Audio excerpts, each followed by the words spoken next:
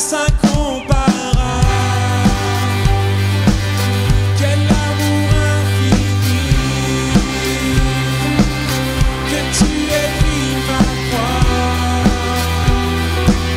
que tu sois mort pour moi. Tu as payé le prix pour qu'enfin je sois libre. Oh Jésus, je te chante pour ce que tu as fait.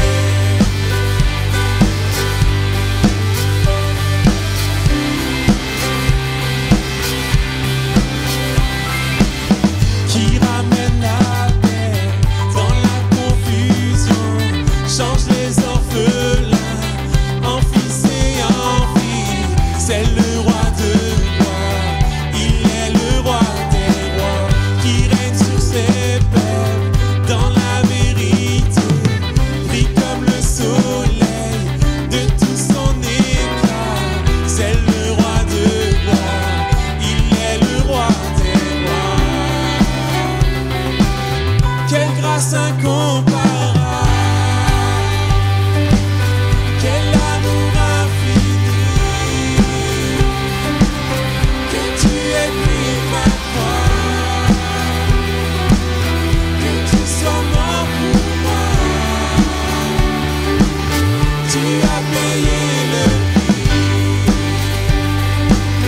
pour qu'enfin je sois libre. Oh Jésus, je te chante pour ce que tu as fait. Digne est l'agneau immolé, digne est le roi vainqueur sur la mort. Digne est l'agneau immolé, digne est le roi vainqueur sur la mort. Digne est l'agneau immolé, digne est le roi vainqueur sur la mort. Digne est l'agneau immolé, digne, digne, digne. Quelle grâce incomparable, quel amour infini, que tu aies pris ma croix, que tu sois mort pour moi. Tu as payé le prix pour qu'enfin je sois libre. Oh Jésus, je te chante pour ce que tu as fait, pour ce que tu as fait, pour ce que tu as fait, pour ce que tu as fait, pour ce que tu as fait. Que notre Dieu soit acclamé. Amen.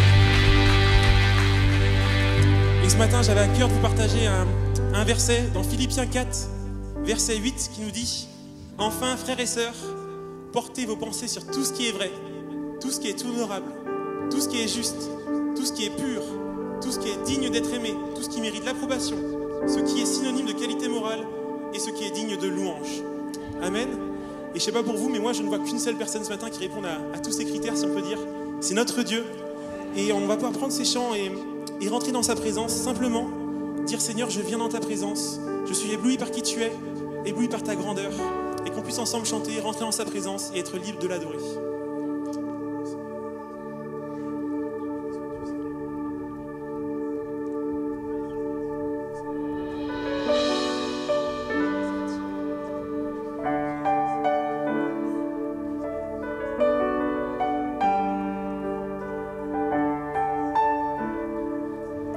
Je viens vers toi dans le secret, en ta présence, je veux rester.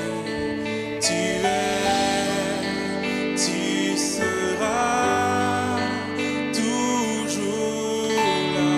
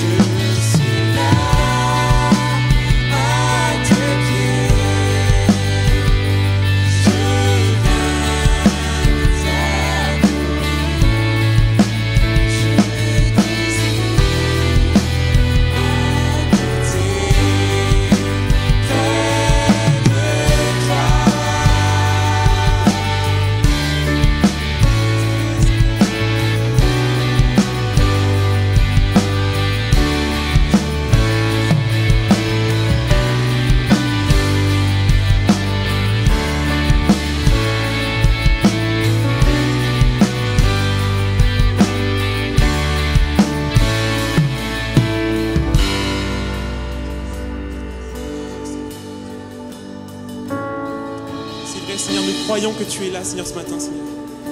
Nous croyons, Seigneur, que tu es présent, que tu entends, Seigneur, nos prières. Oh, Seigneur, entends toute ma louange, Seigneur, toute mon adoration, Seigneur.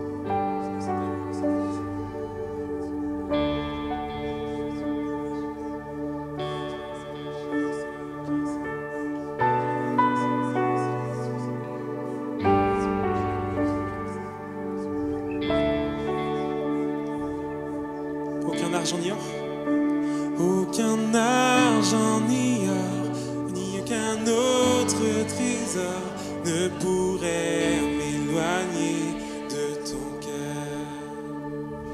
Ni l'amour pour moi-même, ni que d'autres ne donneraient.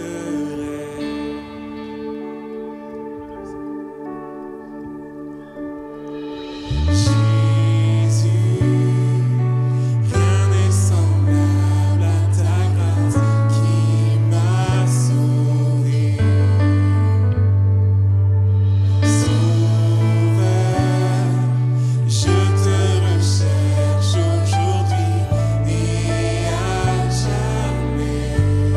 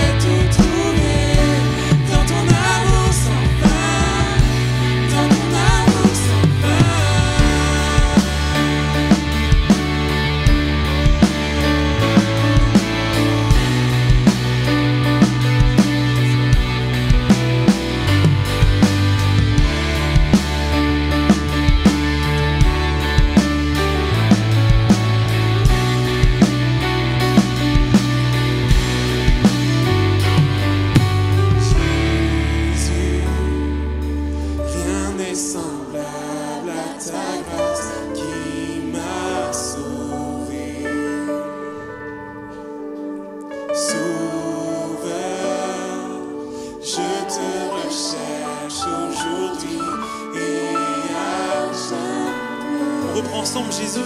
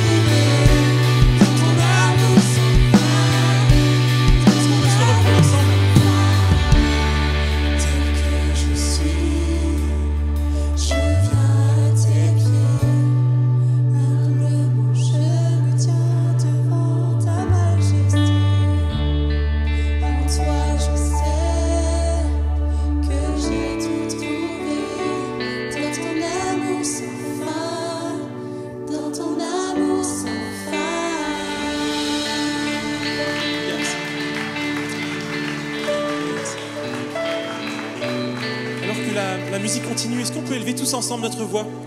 On est venu dans la présence de Dieu. Dieu est présent parmi nous, nous le croyons. Et nous puissions élever notre voix, tous ensemble, faire monter notre louange.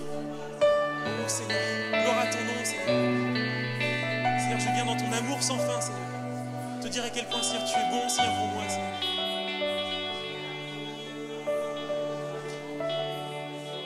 Je suis, Seigneur. Avec, Seigneur, tous mes défauts, Seigneur. Je verse pour te donner sur toute ma louange. En esprit et en vérité, Seigneur.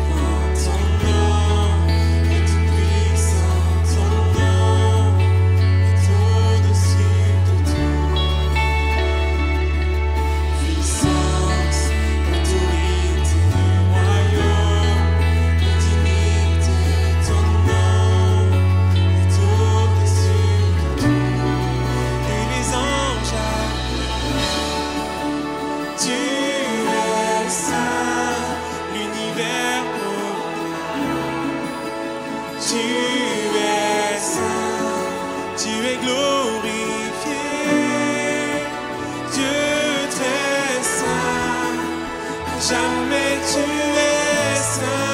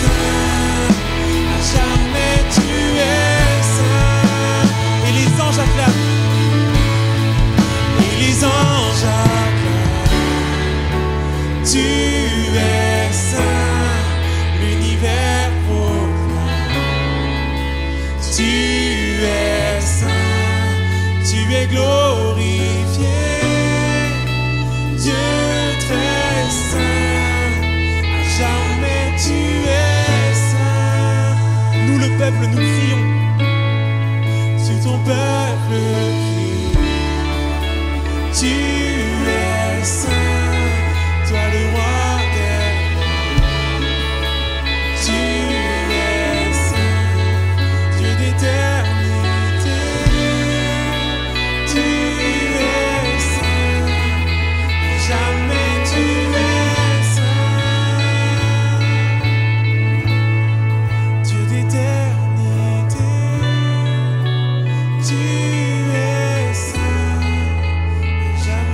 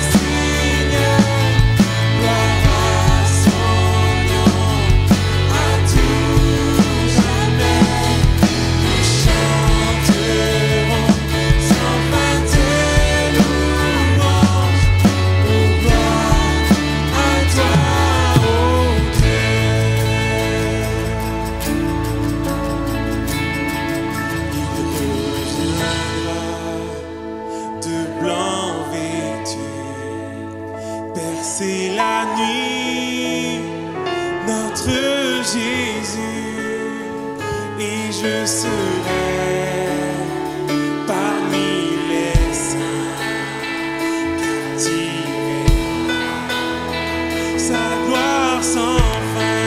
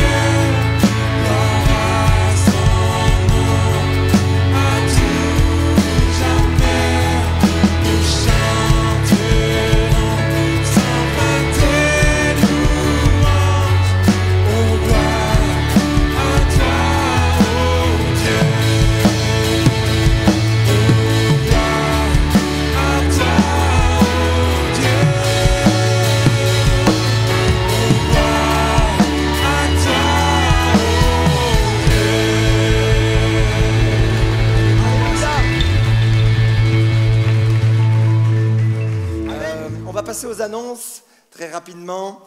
Si vous avez besoin de prière à la fin du message, vous avez eh bien, une équipe de prière qui se tient à votre disposition à la sortie, au couloir à droite, derrière les petits gâteaux. Voilà. Mardi, 14h30, foi et partage. Voilà, on se retrouve pour notre moment de foi et partage, on passe des bons moments ensemble. Et le soir, nous avons donc une étude biblique. Vous savez, tous les premiers mardis du mois, on fait une étude biblique. Et là, avec le conseil spirituel, on voulait vous proposer donc autorité et soumission, les différentes sphères d'autorité. La soumission aussi, jusqu'où va la soumission, qu'est-ce que ça veut dire quand on lit la parole de Dieu. Donc on va creuser ça ensemble. Donc venez avec vos questions, vos interrogations, et on espère que vous aurez toutes vos réponses. Jeudi soir à 20h, soirée de prière, 100% prière.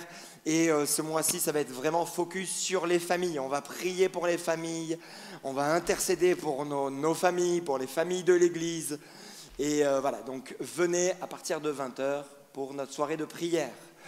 Table de publication, prenez les calendriers, voilà les éphémérides, la bonne semence 2025. Ils sont arrivés, donc il en reste encore quelques-uns, vous pouvez vous en procurer. Le marché de Noël, vous l'avez vu, aujourd'hui, dimanche prochain, jusqu'au dimanche 15 décembre, il y a le marché de Noël. Tous les bénéfices sont pour Mosaïque. Vous savez que Mosaïque est l'association culturelle de l'Église. Elle vient en aide aux personnes dans le besoin. On fait les marronnes, il y a également la banque alimentaire. Enfin, on fait pas mal de choses pour notre prochain. Donc, tous les bénéfices vont pour Mosaïque et pour toutes les œuvres. Le vestiaire solidaire est ouvert dimanche prochain, après le culte, pour faire des bonnes affaires. Il y a eu le Black Friday.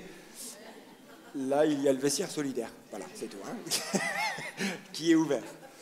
La chocolaterie de Noël, notez bien, donc le 14 décembre pour les enfants de 14h à 17h.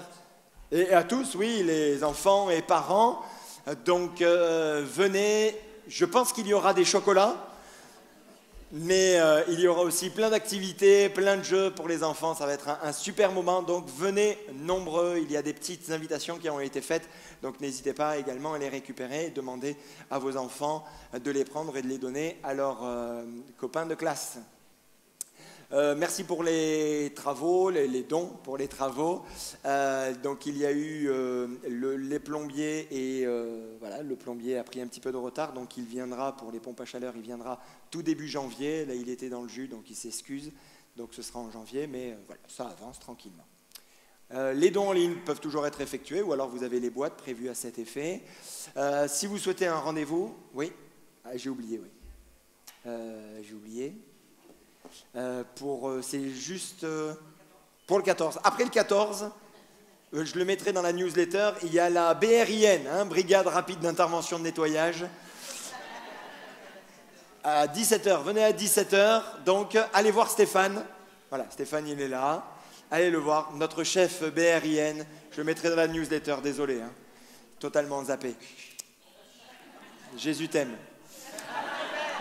Et écoute bien le message, il sera pour toi ce matin.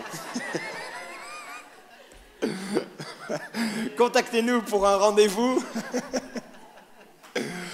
Voilà, vous avez le numéro du secrétariat. Abonnez-vous, likez et partagez. Je vais laisser la place à Parfait et l'INSEE qui vont nous partager donc un projet.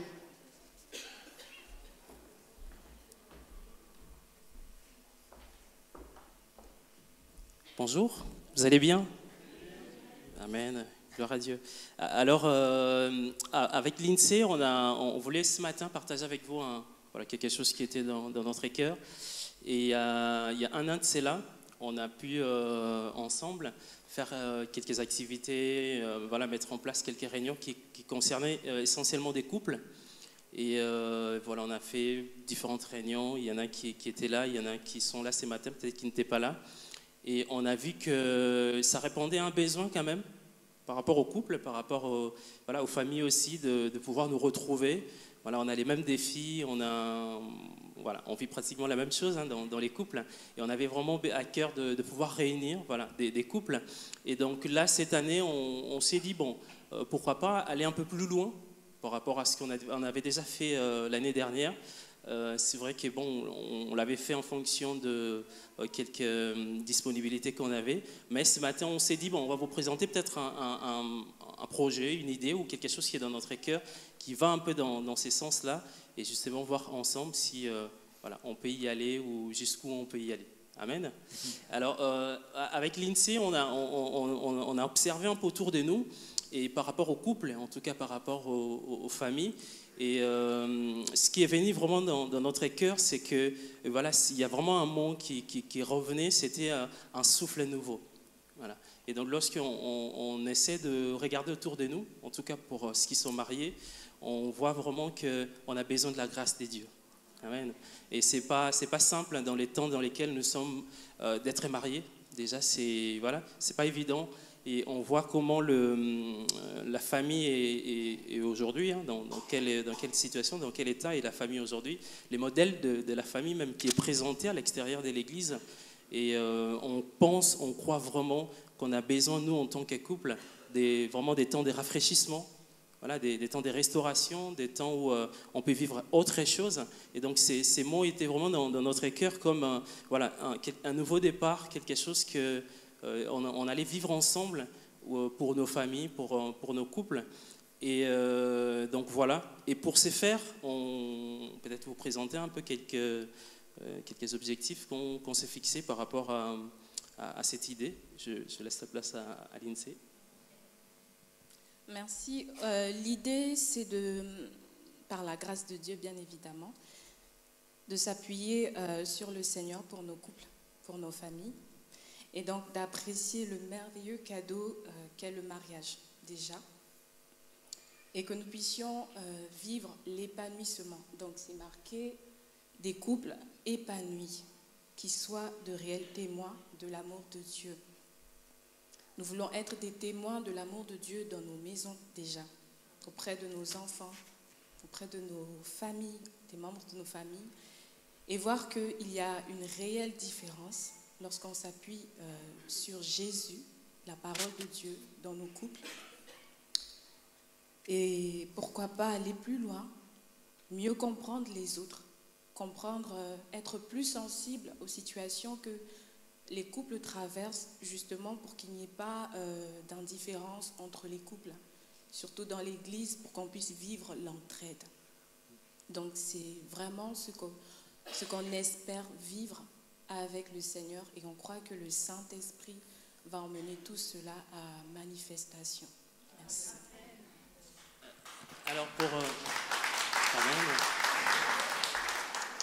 Alors de manière pratique, comment ça va se passer?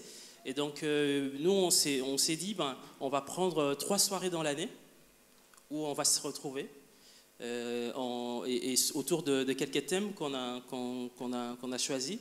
Le premier, c'est le 11 janvier 2025, donc en début d'année. Il y aura sans doute une affiche qui va venir derrière aussi pour ça. Et les thèmes qu'on a pris, c'est essentiellement sur la vie à deux, donc le couple, l'homme et la femme. Cette réunion va tourner beaucoup autour de l'homme et la femme, donc le couple. Et les thèmes, ça va être renouveler son regard sur l'autre. Voilà. Alors on a prévu certaines choses qu'on mettra en place. Et également la deuxième soirée, ça sera les 15 mars 2025. Et le thème qu'on a choisi, c'est la relation avec Dieu, donc la place des dieux dans les couples et comment on peut vivre notre foi, notre relation avec les Seigneur au sein du couple. Donc on en parlera également. Et la troisième réunion, ça serait les 17 mars et les 17 mai 2025. Les thèmes qu'on a pris, c'est les quotidiens et les enfants. On sait que dans les couples, il n'y a pas que l'homme et la femme, il n'y a pas que papa et maman, il y a les enfants aussi. Et donc on va en parler. Et donc pour cela, on a pris un thème, les travails et les numériques dans les couples. Souvent, on commence à 2, mais on finit avec les enfants. Et aujourd'hui, on sait que les écrans s'invitent aussi dans les foyers, s'invitent aussi dans les couples. Et on voulait vraiment en parler. Et donc voilà un peu des manières pratiques comment cela va se passer. Et donc, pour une durée de 1 an, bien sûr. Donc là, on part, les réunions qu'on va mettre en place, ça serait pour l'année, on part sur 2024-2025. Et l'année dernière, on avait fait des réunions, moi et l'INSEE.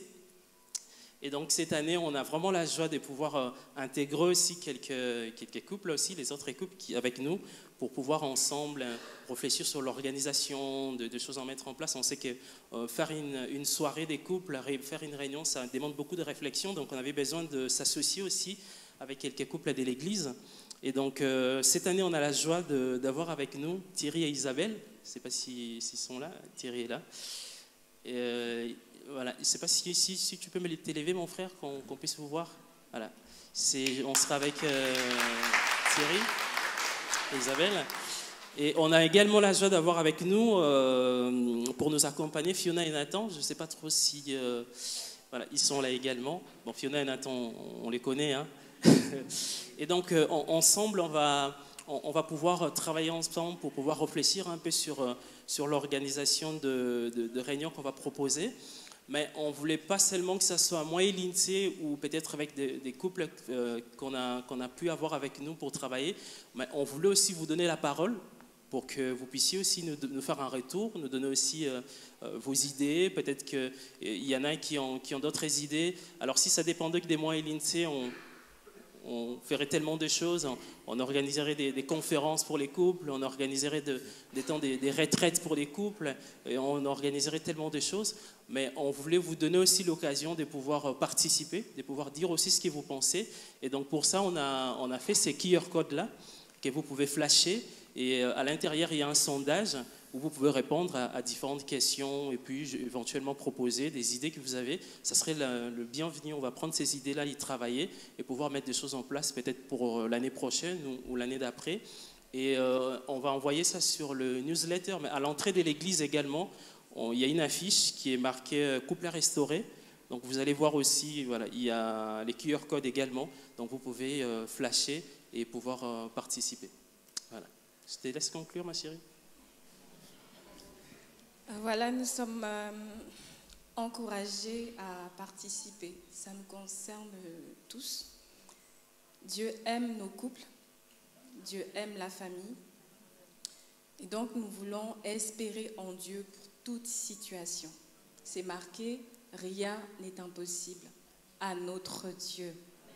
Donc, vraiment, sentons-nous concernés, venons et croyons que c'est Dieu qui va nous permettre de vivre des temps de rafraîchissement, de temps de restauration, un souffle nouveau. On en a tous besoin. Donc, vraiment, marquez ces dates dans vos agendas. Et que vraiment le Seigneur nous bénisse pour sa gloire. Amen. Amen. Que le Seigneur vous bénisse. Amen. Merci.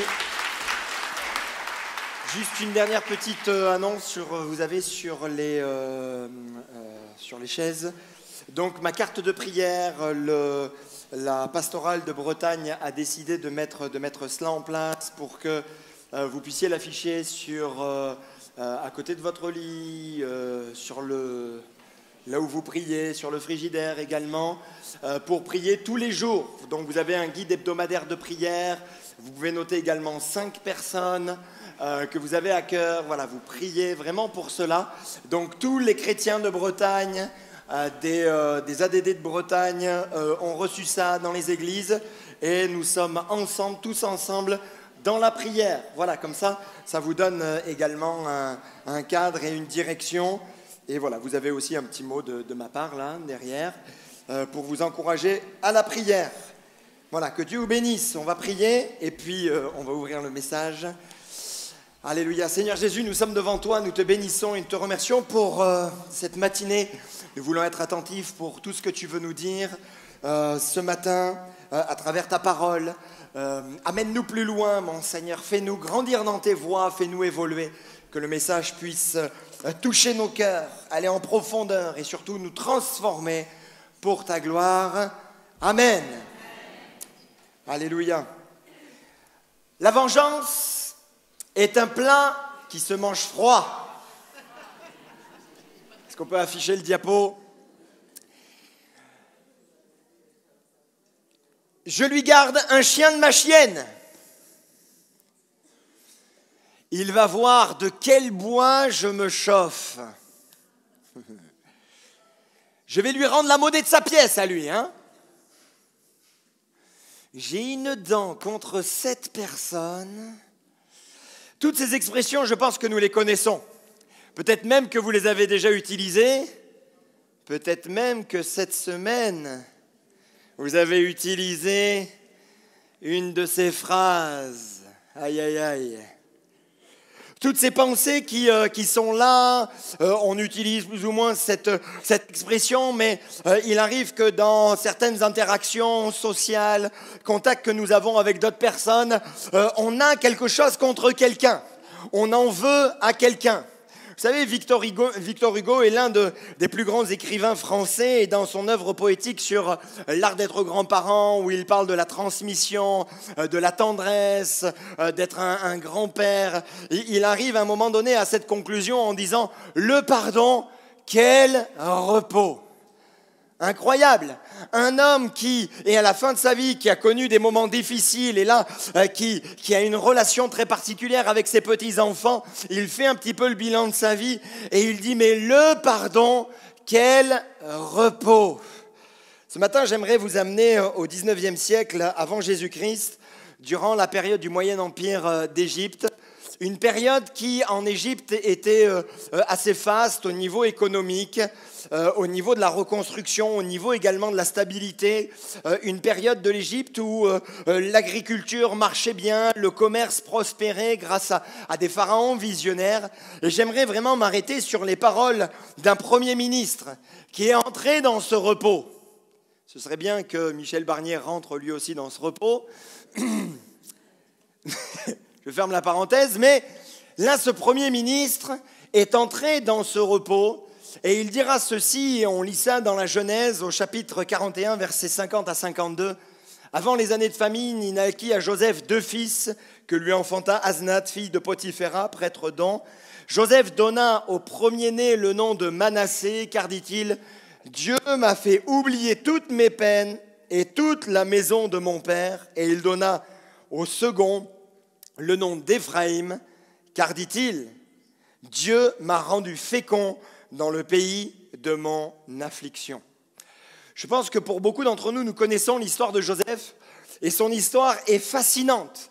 Quand nous ouvrons la parole de Dieu et on retrouve toute son histoire dans la Genèse, il y a vraiment 12 chapitres qui mettent la lumière sur cet homme, un homme assez incroyable qui a connu des moments difficiles, mais un homme qui s'est appuyé sur Dieu. Pourquoi son histoire nous parle? Pourquoi son histoire finalement nous interpelle? Tout simplement parce qu'elle reflète des blessures universelles, de trahison, de rejet, d'abandon et d'injustice. Nous pouvons identifier les 3 grandes phases de sa vie. Il a 3 grandes phases, de 0 à 17 ans, où il a une vie relativement bien. Je ne vais pas rentrer dans tous les détails, puisqu'on le verra tout à l'heure. Donc de 0 à 17 ans, ça va plus ou moins. Il n'est pas trop à plaindre. De 17 ans à ses 30 ans, c'est là que commencent les galères, où il a des hauts, il a des bas, où c'est difficile, on va dire, le moment le plus douloureux, là où il y a le plus de douleur, là où il y a le plus de souffrance. Et puis enfin, de 30 ans jusqu'à sa mort, une période de prospérité où vraiment il va bien et il est pleinement dans le repos, où Dieu l'a béni, Dieu a agi dans sa vie. Je ne sais pas par quelle période vous êtes passé, je ne sais pas comment les différentes périodes de votre vie s'emboîtent les unes avec les autres. Je sais une chose, c'est que Dieu veut vous bénir comme il l'a fait pour Joseph. Je peux avoir un amen? La parole que nous avons lue, c'est justement après ses 30 ans, alors qu'il est devenu l'homme le plus puissant d'Égypte, après Pharaon. Et le symbole justement qui marque cette puissance, c'est ce moment particulier où le Pharaon lui donne carrément le sceau royal. C'est comme un symbole de toute puissance. Ce simple petit objet pouvait tout changer, tout transformer dans sa propre vie, comme dans le pays, comme pour la vie d'autres personnes. Et là, Pharaon lui dit, écoute, j'ai confiance en toi, je te remets le sceau et tout ce que tu diras, tout ce que tu feras, c'est comme si tu le faisais en mon nom. Pourtant, au lieu de profiter de cette position pour régler ses comptes, pour revenir sur son passé, pour revenir sur tous ceux et celles qui lui ont fait du mal, lui, Joseph, a choisi le pardon. Il a tourné la page. Il a refusé de s'attarder sur ses souffrances passées.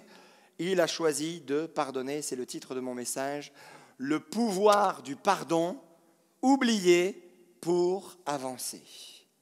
Le pouvoir du pardon, oublié pour avancer. À qui Joseph a-t-il pardonné? Premièrement, il a pardonné à sa famille et plus particulièrement à ses frères.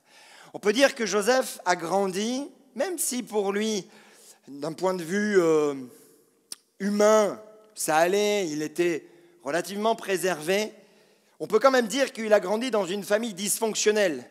Son père Jacob a 2 femmes, 2 servantes. Rachel, la femme préférée, est longtemps stérile, ce qui suscite en elle de la jalousie, de la rivalité. 10 fils, une fille naissent avant que Rachel donne enfin naissance à Joseph, puis ensuite à Benjamin. Mais à la naissance de Benjamin, elle est morte en couche. Et même quand Rachel a enfin accouché de son premier fils, Joseph, tout de suite elle a dit « Mais qui m'en ajoute encore? J'en veux encore un !» Et c'est ce que veut dire Joseph. Encore un, qu'il puisse en avoir un autre, qu'on puisse ajouter, que Dieu puisse ajouter un autre enfant. Joseph donc devint le favori de son père, ce qui attise la haine chez ses frères. Jacob lui offre une tunique coûteuse, élégante, belle tunique et avec plusieurs couleurs, ce qui avait beaucoup de valeur pour l'époque. Et en plus, quand on regarde vraiment le terme hébreu, ça laisse entendre que cette tunique allait jusqu'aux poignets, jusqu'aux chevilles. Bref, une belle grande tunique qui n'était pas du tout faite pour le travail. D'une certaine manière, c'est comme si Jacob avait dit à son fils, voilà, je t'offre cette tunique, tu es mon préféré. Il ne l'a pas dit comme ça, mais voilà, je t'offre tout ça, moi je t'aime trop, tu es mon fils, vraiment bien aimé, que j'apprécie par-dessus tout. Et puis finalement, tu n'es pas obligé de faire comme tes frères, tu n'es pas obligé de travailler comme tes frères. Toi, reste un petit peu à côté de moi. Reste tranquille un petit peu à côté de moi. Jojo le chouchou semble destiné à des tâches finalement légères, tandis que ses frères, eux, peinent au travail. Pour rien arranger, Joseph reçoit des visions de la part de Dieu. Et là, ces rêves prophétiques qui annoncent sa suprématie future, croyez-moi que Jojo le chouchou, il était encore moins en odeur de sainteté dans le cœur de ses frères. Un jour, envoyé par Jacob pour prendre des nouvelles de ses frères, il est victime de leur haine. Et on lit ceci dans Genèse 37, où il est dit, lorsque Joseph fut arrivé auprès de ses frères, ils le dépouillèrent de sa tunique, de la tunique de plusieurs couleurs qu'il avait sur lui. Ils le prirent et le jetèrent dans la citerne. Cette citerne était vide et il n'y avait point d'eau. Ils s'assirent ensuite pour manger. Ayant levé les yeux, ils virent une caravane d'Ismaélites venant de Galaad. Leurs chameaux étaient chargés d'aromates, de baume et de myrrhe qu'ils transportaient en Égypte. Alors Judas dit à ses frères, « Que gagnerons-nous à tuer notre frère et à cacher son sang? Venez, vendons-le aux Ismaélites et ne mettons pas la main sur lui, car il est notre frère, notre chair. » Et ses frères l'écoutèrent. « Oui, t'as raison, on ne va pas le tuer, on va le vendre. » Au passage des marchands madianites, ils le tirèrent et firent remonter Joseph hors de la citerne et ils le vendirent pour 20 cycles d'argent aux Ismaélites. Ce n'était même pas une bonne affaire, pourtant il était un jeune homme, il avait 17 ans. Ils auraient pu en avoir un prix un petit peu plus élevé, mais non, ils l'ont vendu au même prix qu'un esclave mal en point. Et ils l'emmenèrent, donc ces Ismaélites, Madianites, l'emmenèrent en Égypte. Quelle hostilité familiale! Quel choc! Je pense que quand nous lisons ce texte, on a comme des frissons. Comment des frères? Il n'a rien demandé, ce gamin. Il n'a rien demandé, Joseph. Peut-être qu'il en a un petit peu profité, certes. Mais le problème, ce n'était pas lui, au fond. Le problème, c'était Jacob. Comment des frères peuvent-ils agir ainsi? Heureusement qu'à un moment donné, Ruben a dit « Non, on ne va pas le tuer. » Mais doucement, les gars. On ne va pas le tuer.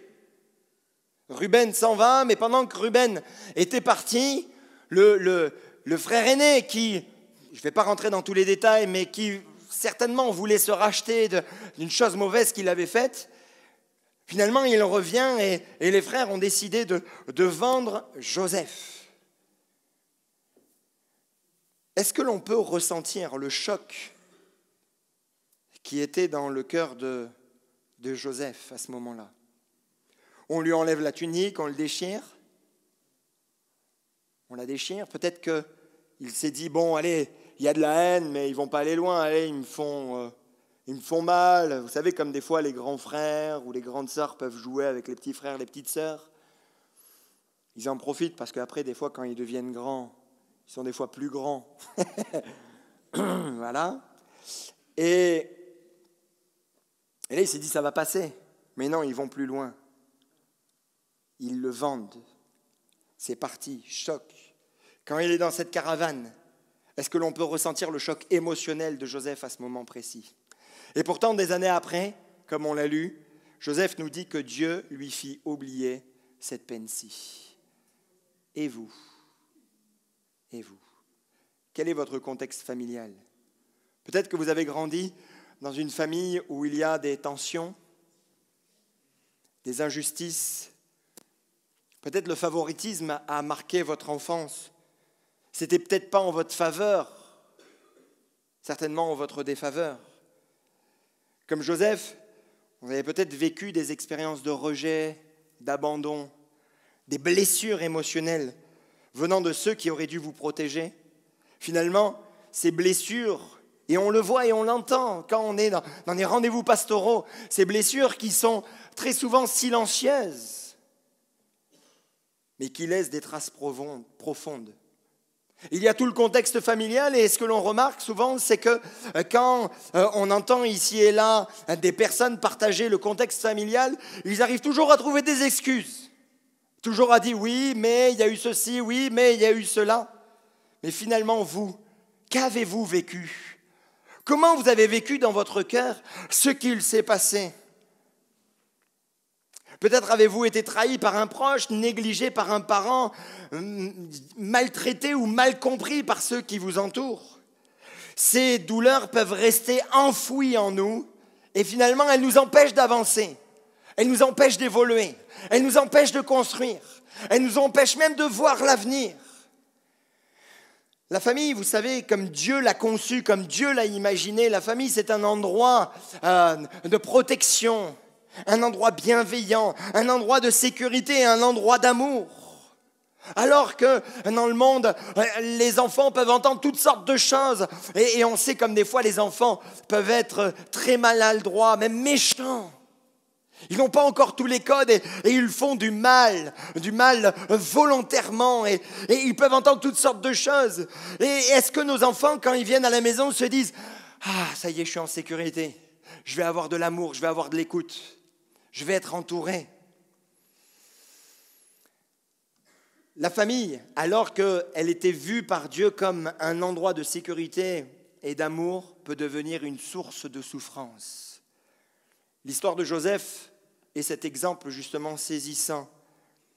Rejeté par ses frères, vendu comme esclave, séparé de son père bien-aimé, il aurait pu garder ce rejet dans son cœur et être, je dirais, empoisonné toute sa vie entière.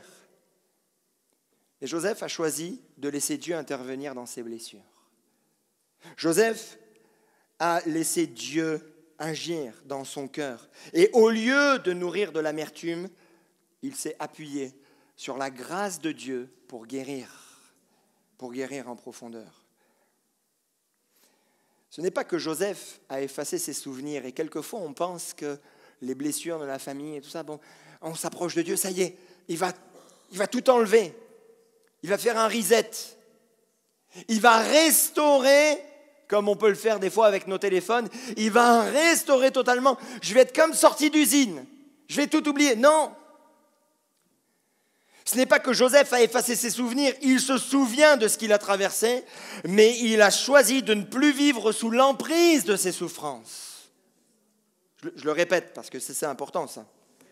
Il se souvient de ce qu'il a traversé, mais il choisit de ne plus vivre sous l'emprise de ses souffrances. Vous avez ce texte du psaume quand il dit « Quand les justes crient, l'Éternel entend et il les délivre de toute leur détresse. L'Éternel, écoutez bien, l'Éternel est près de ceux qui ont le cœur brisé et il sauve ceux qui ont l'esprit dans l'abattement. » Je ne sais pas ce que vous avez vécu, je ne sais pas ce que vous avez connu. Je sais une chose, c'est que Dieu veut guérir votre blessure, veut aller en profondeur. Vous vous souviendrez de certaines choses. Moi, je me souviens de certaines choses de mon enfance, mais je sais que ces choses n'ont plus d'influence sur moi aujourd'hui. Parce que je suis allé vers Jésus qui a dit « Venez à moi, vous tous qui êtes fatigués et chargés, et je vous donnerai du... » Déposez ces fardeaux-là à votre Dieu. Dites-lui tout, donnez tout. Seigneur, tu vois, il y a tellement de flashs, de choses qui sont là, mais je choisis de ne plus subir là, les souffrances du passé. Je choisis enfin de marcher là, dans une nouvelle vie, dans une nouvelle destinée. Je fais le choix. Parce que vous savez qu'on peut alimenter toutes ces souffrances. Et on peut finalement dire, ou le penser, ce qu'on a lu au tout début. Je vais lui rendre la monnaie de sa pièce à mon père. À ma mère, je vais garder un chien de sa chienne. Elle va voir ce qui va se passer. Quand elle sera un petit peu plus faible, là, je vais commencer à grogner et là, je vais commencer à mordre. Mes amis, tant que vous êtes dans cette position-là, ça veut dire que Dieu ne guérit pas votre cœur. Et si Dieu ne guérit pas votre cœur, mes amis, vous ne pourrez pas vous projeter, vous gardez, vous nourrissez de cette amertume. Il s'agit maintenant de se séparer, de faire un choix radical. et de dire ces souffrances du passé, ces souffrances vis-à-vis de ma famille, je pardonne, je décide de tourner la page. À qui a-t-il pardonné aussi Joseph? Il a pardonné à son patron. Joseph donc est sur le marché des esclaves, là en Égypte, et puis il y a un homme qui passe, Potiphar, et il dit, tiens, il a l'air pas mal ce petit jeune là. Je vais le prendre dans ma maison. Cet homme est officier de Pharaon, chef des gardes, et il le prend dans sa maison. Que va devenir cet homme? Que va devenir ce jeune homme, Joseph? Va-t-il se relever de ce traumatisme? Va-t-il trouver sa place dans cette terre étrangère et dans un contexte qui lui est totalement défavorable? Très rapidement, la Bible nous dit « L'Éternel fut avec lui ». Et la prospérité l'accompagna. Il habitait dans la maison de son maître, l'Égyptien. Incroyable. Joseph prospère. Joseph a du succès. Joseph a de la réussite. Joseph, si on prend même le terme hébreu dans son essence, Joseph est un vainqueur. Il est dans la victoire. Qui aurait parié sur lui?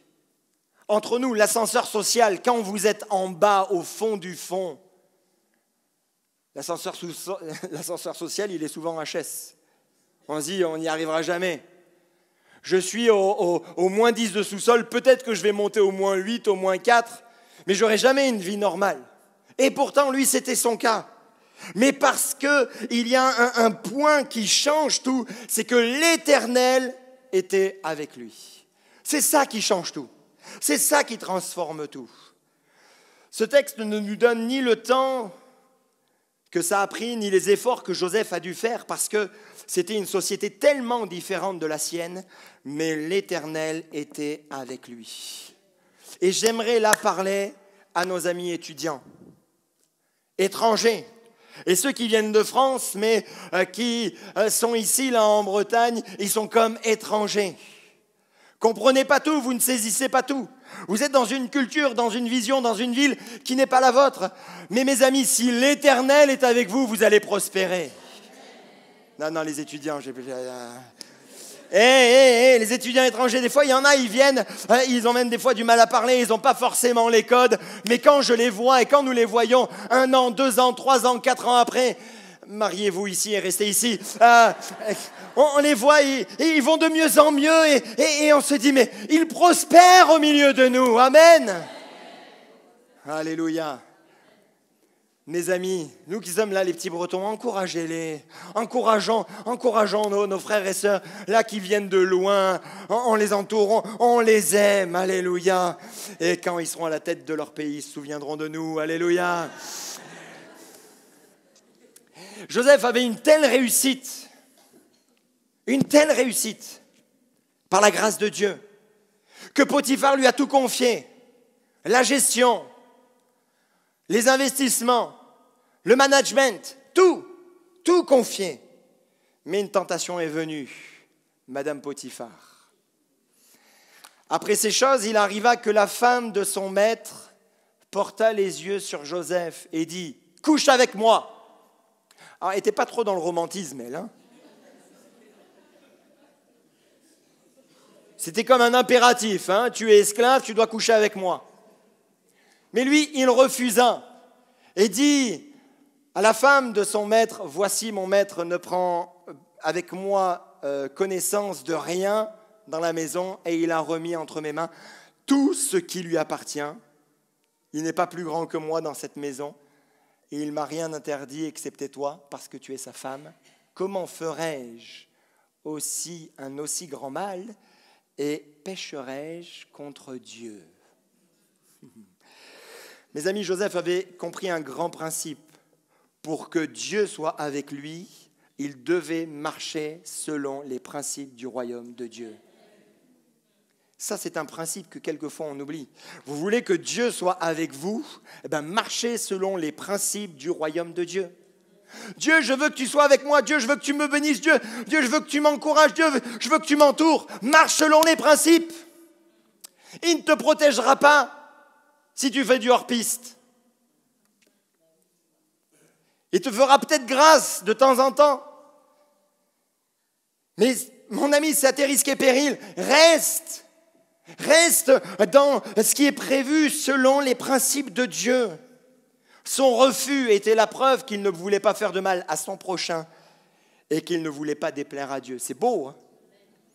Couche avec moi, il refuse.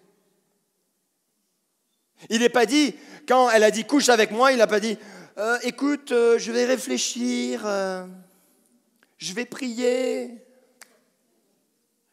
je vais chercher s'il y a un petit peu les émotions, je fais des appels à des amis, savoir ce qu'ils en pensent, est-ce que c'est une bonne ou une mauvaise chose? Il refusa parce qu'il le savait. Mon frère, ma sœur, quand tu as des tentations, et des fois c'est « Ah, pasteur, c'est une peau de banane ». Non, c'est tout le cajot de banane des fois qui vient. Refuse. Refuse. Ce beau gosse au travail qui te tourne autour, qui te fait les yeux doux, refuse. Montre-lui que t'as mieux à la maison. Mais il faut que tu le crois vraiment, hein.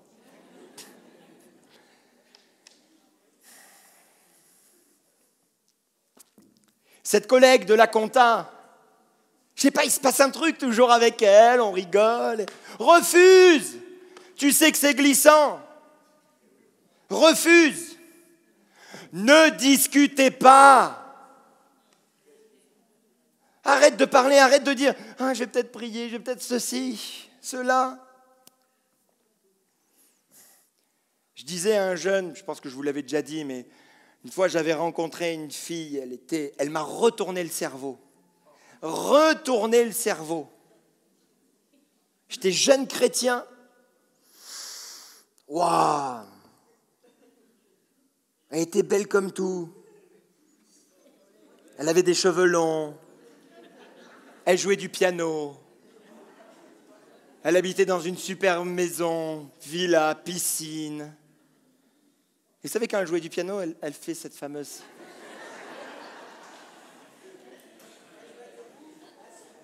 Waouh! Mon pote, son cousin, me dit « Philippe, elle te kiffe trop. Tu peux y aller. » Alors je suis rentré à la maison et j'ai fait la chose la plus romantique que j'ai fait de ma vie. J'ai pris une feuille, j'ai tracé un trait et j'ai mis les plus et les moins. Et j'ai mis tous les plus de cette charmante demoiselle. Le moins, elle n'est pas convertie. Ah! Je me suis mis à genoux, je dis « Seigneur, qu'est-ce qui pèse le plus dans la balance ?» Elle n'est pas convertie. Donc je refuse. Oui, Anto, ta cousine. Non, je sais qu'elle a mon numéro, je sais qu'elle m'a envoyé un message, mais j'ai décidé de ne plus la rappeler. Parce que Seigneur a quelque chose de plus grand, de plus beau. Hallelujah.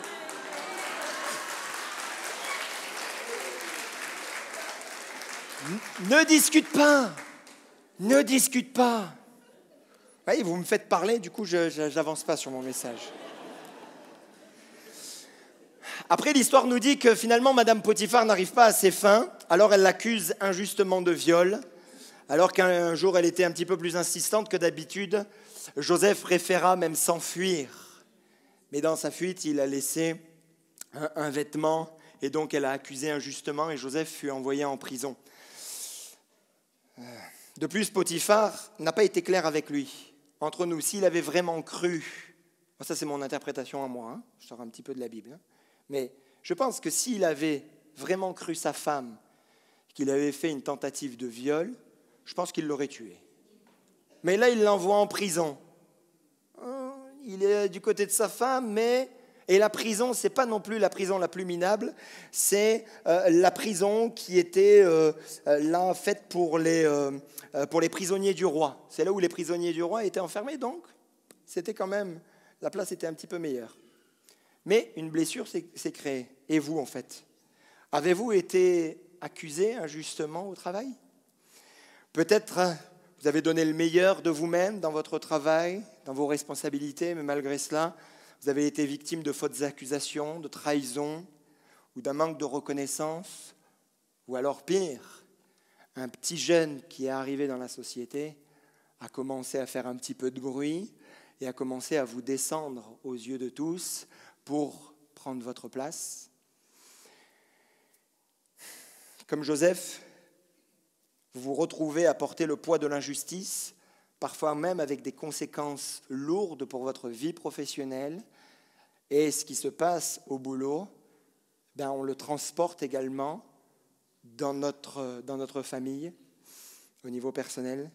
Avez-vous été blessé par un supérieur ou un collaborateur? Peut-être qu'on vous a traité de façon déloyale, injuste. Les blessures dans le contexte professionnel créent de grosses cicatrices. Et ça touche une chose en particulier, c'est la confiance. La confiance en nous. On se sent nul, on se sent plus capable. On sent qu'on n'est plus à la page, on sent qu'on est à bout. Dans ces moments, souvenez-vous que Dieu est notre défenseur. Et il est votre défenseur. Et il vous demande une chose, c'est de rester fidèle. Restez fidèle à lui et confiez-lui vos luttes, confiez-lui vos combats. Dans votre travail ou vos responsabilités, restez intègre. On dit du mal, on fait certaines choses, vous avez envie de tout abandonner, vous avez envie de fermer l'ordinateur, vous avez envie juste de pointer et faire autre chose parce que vous êtes dégoûté du travail. Restez intègre, continuez à faire votre travail du mieux que vous le pouvez et vous allez voir, Dieu va être avec vous. Déjà au niveau de la confiance en vous, on vous dira, il y aura forcément des collègues de travail qui vont voir votre travail et qui vont vous élever, qui vont vous honorer, qui vont se dire « Mais purée, mais tu travailles bien, malgré tout ce que tu vis, tu restes intègre, que ce soit un témoignage. » Mes amis, Dieu honore ceux qui lui restent fidèles. La Bible nous dit ceci, celui qui marche dans l'intégrité marche avec assurance, mais celui qui prend des voies tortueuses sera découvert. Parce que dans des moments comme ça, on a la tentation de faire comme ceux qui nous ont fait du mal. De leur dire « Ah ouais, là, la monnaie de la pièce, il va la prendre. » Ou alors on vient au travail avec la boule au ventre parce qu'on a une dent contre quelqu'un. Remets tout entre les mains de Dieu. Marche dans l'intégrité avec assurance et Dieu sera avec toi. Dieu nous invite à lui confier ces situations, à ne pas chercher vengeance ou de porter même le poids de l'injustice sur vos épaules. La Bible nous dit « Déchargez-vous sur lui de tous vos soucis, car lui-même prend soin de vous. » Et Pierre, il parle à des chrétiens qui avaient tout perdu, des chrétiens qui vivaient l'injustice. C'était le début de la persécution et ça allait de pire en pire à ce moment-là. C'était que le début. Mais Pierre disait « Déchargez-vous sur lui de tous vos soucis, car lui-même va prendre soin de vous. Lui-même va vous bénir. » Amen. Déchargez-vous sur lui. Le travail, décharge-toi, décharge-toi. Seigneur, aide-moi à avoir la bonne vision. Je veux essayer de travailler. Je sais que c'est plus facile à dire qu'à faire. Mais je crois que vous pouvez rentrer dans un processus. Vous demandez à Dieu de vous aider, de vous soutenir. Je pense également à ceux qui sont en études. Des fois, ça semble tellement compliqué. Tu te prends des bâches, tu te prends des mauvaises notes. Mais tiens bon, tiens ferme. Fais du mieux que tu peux. Fais du mieux que tu peux. Et Dieu va te bénir. À qui il a dû pardonner? Il a dû pardonner à ses amis. Ma grand-mère me disait toujours, on choisit ses amis, pas sa famille. C'est vrai. Mais elle ne m'a jamais dit que des fois les amis font faux bon. On choisit nos amis, d'une certaine manière elle me disait, tu sais, bon, tu arrives dans une famille, tu n'as rien choisi, tu es arrivé là, bon, c'est comme ça. Mais par contre, d'une certaine manière, dans ta vie, tu vas choisir ceux qui veulent t'accompagner. Donc là, toi, tu vas choisir tes amis. Et des fois, mes amis, on les choisit bien. On choisit bien nos amis, mais les amis nous font faux bon. Joseph donc se retrouve en prison et malgré tout, la Bible nous dit l'Éternel fut avec Joseph. Finalement, le Seigneur, il n'abandonne pas. L'Éternel est avec Joseph et il étendit sur lui sa bonté et il le mit en faveur aux yeux du chef de la prison. Dieu était avec lui. Puis un jour, l'échanson et le panetier qui étaient proches de Pharaon, se retrouvent dans la même cellule que lui, du moins dans la même prison que lui. Qu'est-ce qu'ils ont fait? Est-ce qu'un jour, je ne sais pas, Pharaon, il avait un coup dans le nez, il s'est énervé contre les chansons et le panetier, allez tous en prison? Est-ce que, je ne sais pas, en servant, ils avaient mal servi?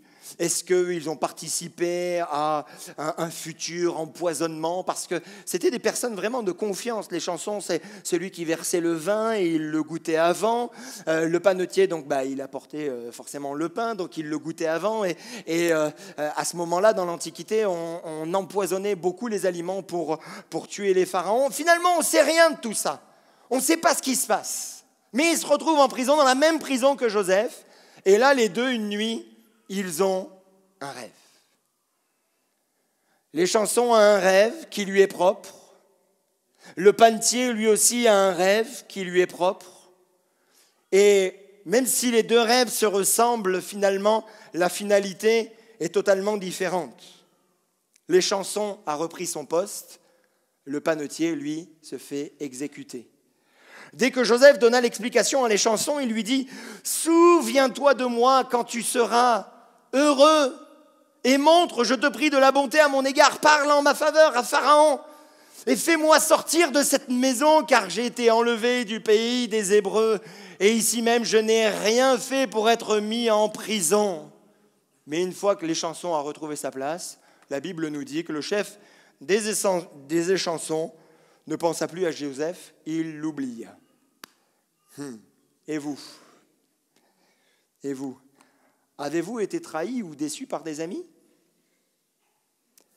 Peut-être vous avez fait confiance à des personnes proches, que ce soit dans votre vie personnelle, spirituelle, et finalement elles vous ont laissé tomber quand vous en aviez le plus besoin.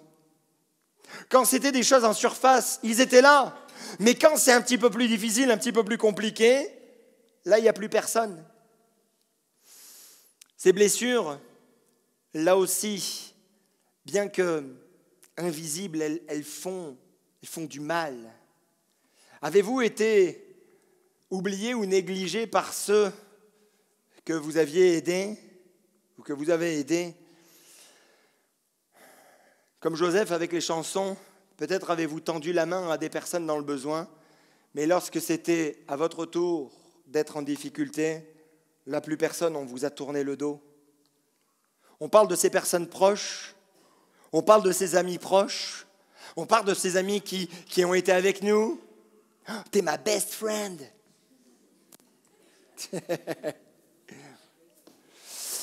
Et finalement, il n'y a plus personne. Il n'y a plus de best, il n'y a plus de friend, il n'y a plus rien du tout.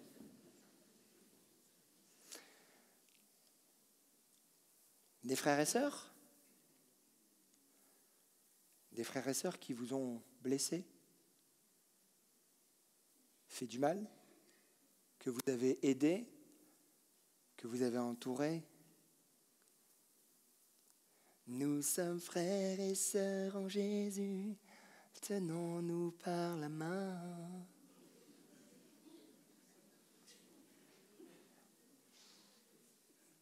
On a pleuré avec certains.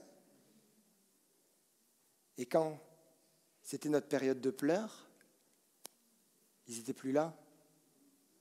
Le pasteur était au courant qu'on passait par des moments difficiles. Mais le pasteur n'est pas venu.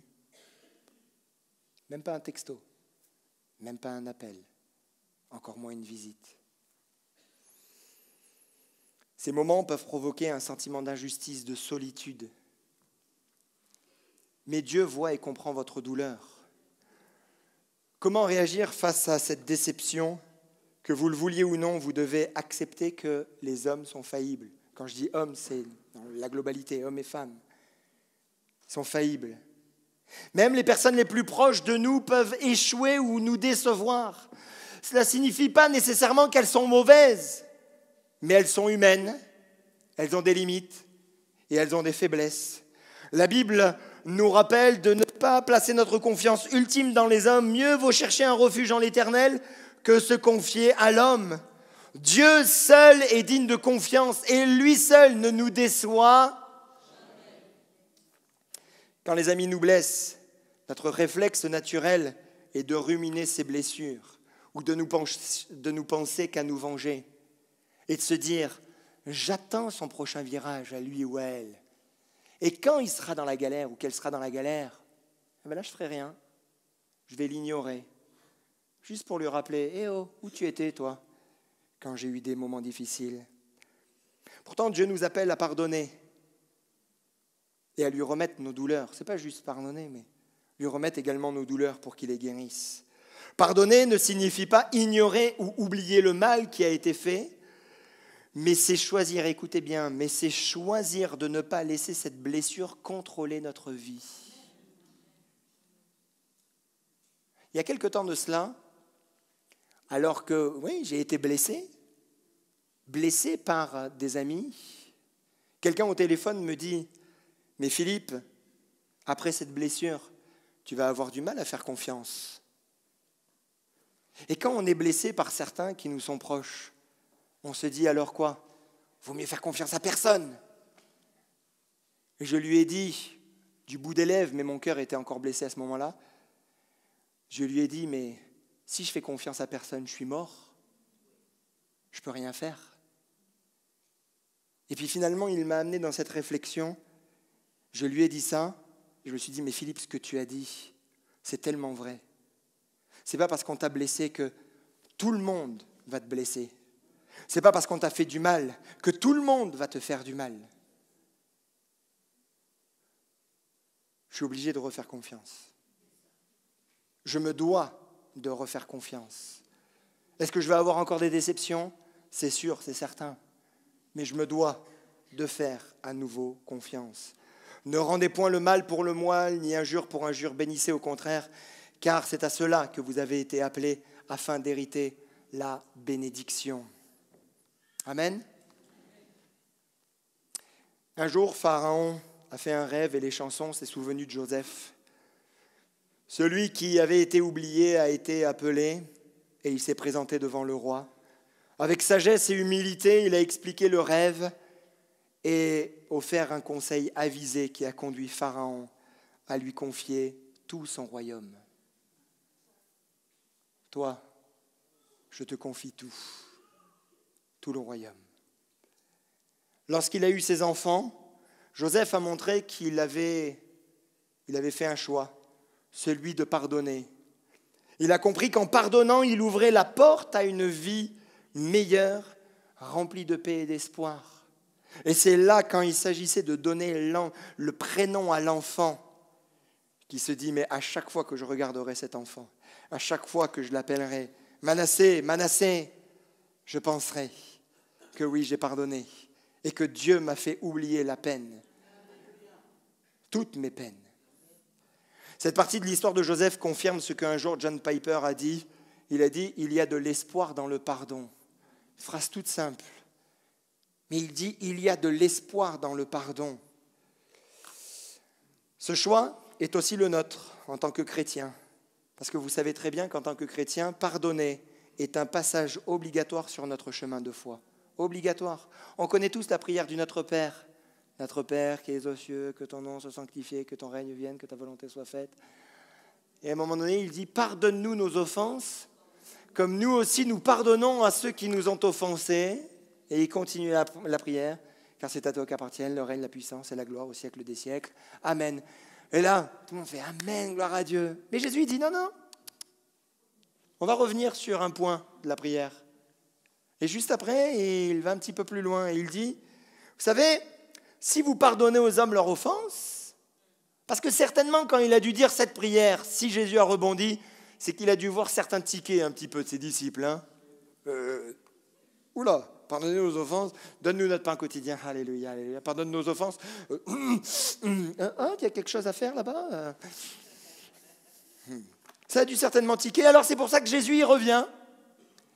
Et il dit, si vous pardonnez aux hommes leurs offenses, votre Père Céleste vous pardonnera aussi. Mais si vous ne pardonnez pas aux hommes, votre Père ne vous pardonnera pas non plus vos offenses.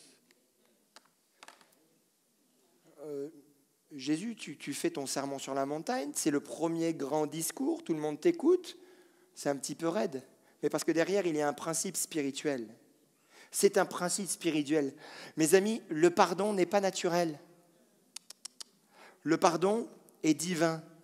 Et Alexander Pope a dit ceci, un écrivain du 18e, a dit ceci: l'erreur est humaine, le pardon est divin. Il n'était pas chrétien, mais il avait compris ce principe-là sur Essai de la critique, où il a écrit comment il fallait être, comment il fallait se comporter, qu'il fallait finalement pardonner, accepter tout le monde. C'est quelque chose, c'est un écrit très humaniste, très bien. Il était chrétien, catholique, de tradition, mais il a compris cela. Il dit l'erreur est humaine. Par contre, le pardon, oui, lui, il est divin. Par le pardon, Dieu nous aide à penser nos blessures, à nous libérer du poids du passé et à continuer de vivre pleinement dans les plans qu'il a pour nous. Comme le rappelle Hébreux 12:1, nous dit ceci: rejetons tout fardeau et le péché qui nous enveloppe si facilement et courons avec persévérance dans la carrière qui nous est ouverte, les regards tournés sur Jésus. Et il continue en prenant justement l'exemple de Jésus qui a été humilié, qui a été rabaissé, méprisé, mais qui est à la droite de Dieu. Et il dit, mais prenez exemple sur lui. Vous vivez ceci, vous vivez cela, mais il y a quelque chose de plus grand, il y a quelque chose de plus beau. Alors rejetez ce fardeau, rejetez ces poids, pardonnez. Aujourd'hui, choisissez de pardonner. Renoncez à manger ce plat froid. Renoncez à garder un chien de la chienne.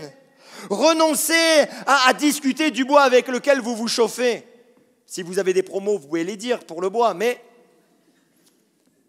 renoncez à rendre la monnaie de la pièce. Renoncez à garder une dent contre quelqu'un. Vous avez un appel plus grand. Vivre votre vie avec Dieu, libre et rempli de sa paix. C'est ça le plus grand.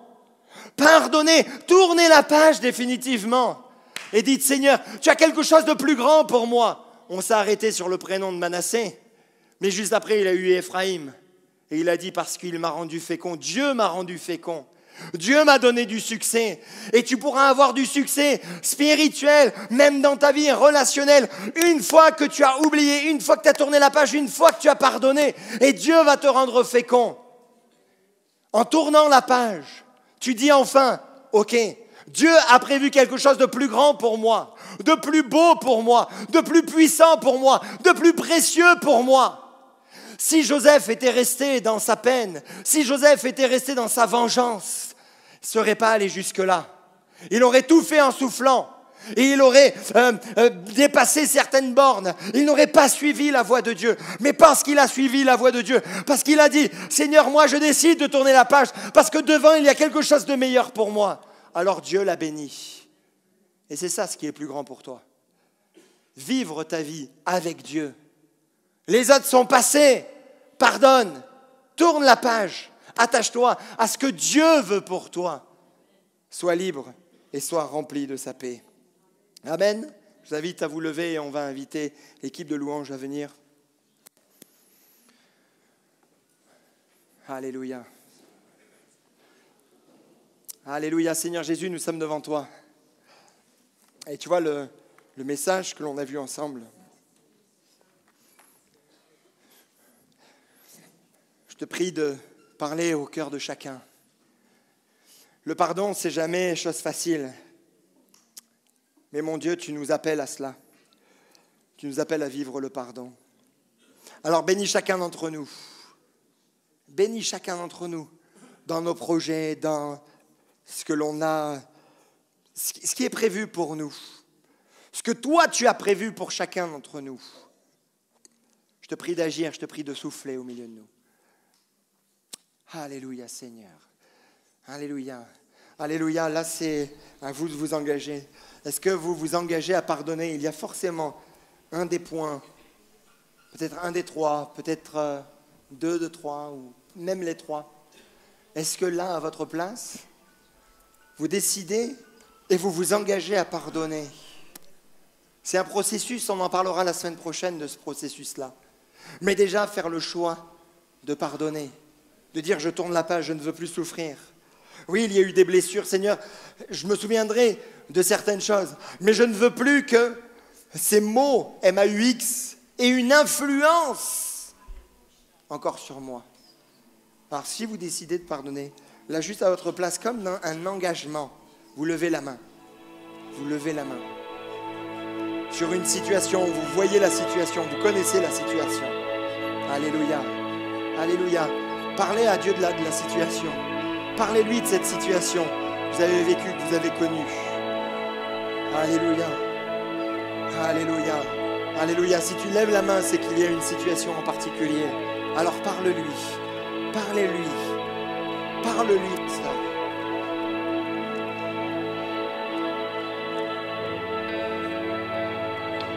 Alléluia. Alors que la musique se met en place, là à votre place, parlez-lui. C'est un engagement que vous prenez devant le Seigneur. Alléluia. Si c'est important pour toi de lever la main parce que tu n'as pas osé, tu peux le faire. On est tellement dans ce cas-là. Et là, il n'y a aucune honte. Ça veut dire que tu ne pourras jamais te venger. Que tout est entre les mains de Dieu. Tu confies tout à Dieu. Tu donnes tout à Dieu. Et toi, tu fais le choix de t'attacher à quelque chose de plus grand, de plus beau. Alléluia, parle à ton Dieu, là, à ta place. Alléluia,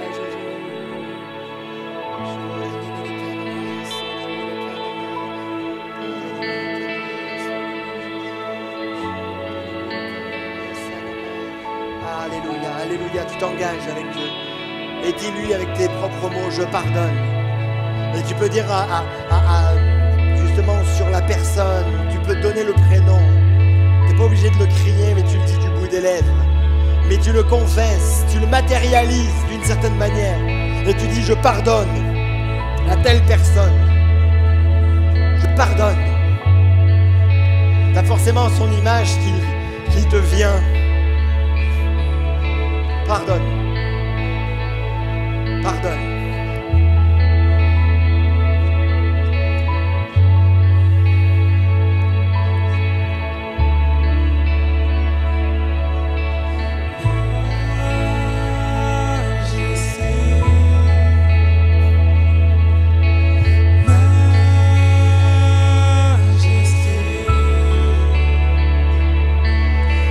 Grâce m'a trouvé tel que je suis.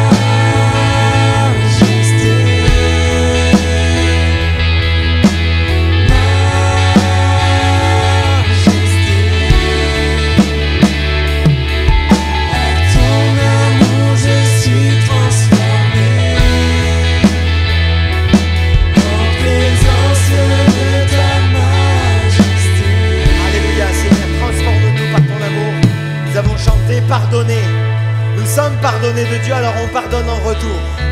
Peut-être que la personne que tu dois pardonner, finalement, n'est plus ici. Elle est décédée, mais c'est une disposition de cœur. C'est une disposition de cœur. Parce que même la personne n'étant plus là, finalement, il y a toujours une influence sur toi. Alors c'est le moment maintenant de dire, je pardonne même à cette personne qui n'est plus là. Je pardonne, je ne pourrai pas lui dire, je ne pourrai jamais la revoir, mais je pardonne, je décide de pardonner. Je décide de pardonner. Alléluia. Alléluia. Et d'autres, vous gardez dans votre cœur comme une forme d'amertume. Et les personnes reviennent. Il y a eu des maladresses. Il y a eu des paroles qui n'ont pas été justes, n'ont pas été bonnes. Mais les personnes reviennent. Elles reviennent vers vous, non pas pour vous manipuler ou vous faire du mal, mais elles reviennent tout simplement vers vous parce qu'elles vous aiment. Mais vous restez sur ces choses passées. Et vous êtes trop dur. Vous êtes trop dur. Trop dur. Le Seigneur te dit que ces personnes ne sont pas manipulatrices, si ces personnes ne sont pas malsaines, mauvaises, si elles ne veulent pas te contrôler, bien réouvre un petit peu la porte. Bien sûr, tu as besoin de temps pour faire confiance. Mais il y a une différence entre garder une porte fermée à double tour et commencer à l'entrouvrir. Ce sera un cheminement, ça prendra du temps. Mais le Seigneur va guérir également tes peines, il va guérir tes blessures. Tu attendais peut-être que la personne vienne te demander pardon de telle manière, de telle autre manière, mais elle a quand même fait des gestes, elle a quand même tendu des perches. Alors saisis ces perches, reçois-les, ne sois pas trop dur. Ne sois pas trop dur. Notamment avec ton frère, ta sœur. Ne sois pas trop dur. Pardonne. Et réouvre la porte. On ne sait pas jusqu'où peut aller la relation.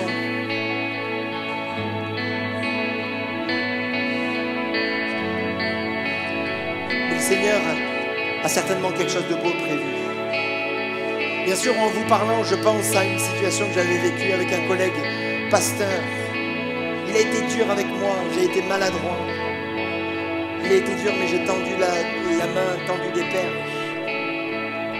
Aujourd'hui, il fait partie de mon top 3 de mes amis que j'ai dans le ministère. Parce qu'on a passé un stade, parce qu'on s'est dit les choses, et parce que finalement on s'aime. Et aujourd'hui encore, on rêve ensemble, on prie ensemble, on s'aime. Mais le pardon est passé par là, donc ne sois pas trop dur. Alléluia, majesté.